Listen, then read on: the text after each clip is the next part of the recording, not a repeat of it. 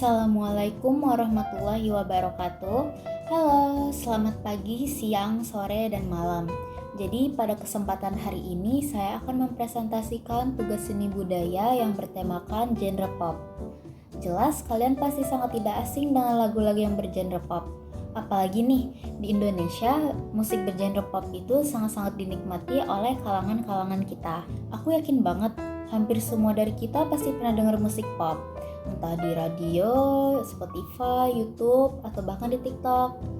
Nah, bahkan mungkin ada yang tiap hari nggak bisa lepas nih dari musik pop, bener gak? Jadi, yuk kita bahas sama-sama kenapa musik pop itu spesial dan diminati oleh banyak kalangan. Sebelum aku masuk dan menjelaskan materinya, ada pepatah yang mengatakan tak kenal maka tak sayang.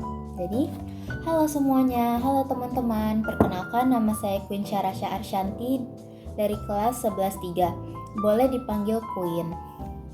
Sudah kenal kan? Pertama-tama, apa sih musik pop itu? Pop itu singkatan dari populer, artinya musik yang populer atau mudah diterima banyak orang.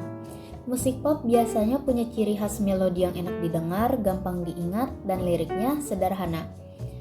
Temanya pun sering banget nih tentang hal-hal yang dekat dengan kehidupan kita, kayak persahabatan, cerita remaja, pengalaman sehari-hari, atau bahkan tentang cinta.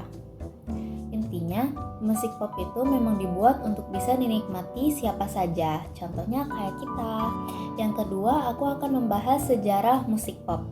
Musik pop di Indonesia pertama kali dikenal sekitar tahun 60-an. Musik pop barat masuk lewat radio dan piringan hitam. Anak muda Indonesia banyak terinspirasi dari The Beatles. Dari sinilah lahir Koes Plus, band legendaris yang disebut pelopor musik pop Indonesia. Nah, gara-gara pengaruh The Beatles yang booming banget di seluruh dunia nih, seiring waktu musik pop terus berkembang di era 80 sampai 90-an. Jadi kita punya Chrisye, Vina Panduwinata, sampai Iwan Fals yang lagunya masih relevan sampai sekarang. Masuk ke tahun 2000-an muncul band-band kayak Peter Pan, Ungu, The Massive yang hampir semua lagunya jadi hits besar. Dan sekarang di era digital, musik pop makin variatif dengan musisi modern kayak Raisa, Tulus, Isyana Sarasvati, sampai Afgan. Kenal kan? Jadi bisa dibilang dari dulu sampai sekarang tuh musik pop selalu jadi bagian dari kehidupan sehari-hari kita. Terus apa sih yang bikin musik pop beda dari genre yang lain? Jadi ada beberapa ciri khas dari musik pop itu sendiri. Yang pertama, melodinya gampang banget nempel di telinga. Terus yang kedua, ada bagian ref atau chorus yang diulang-ulang. Yang ketiga, liriknya sederhana, biasanya tentang hal-hal yang relate sama kehidupan kita. Makanya, jangan heran kalau banyak lagu pop yang jadi earworm alias bikin kita nyanyi-nyanyi sendiri tanpa sadar. Sering kan kalian kayak gitu?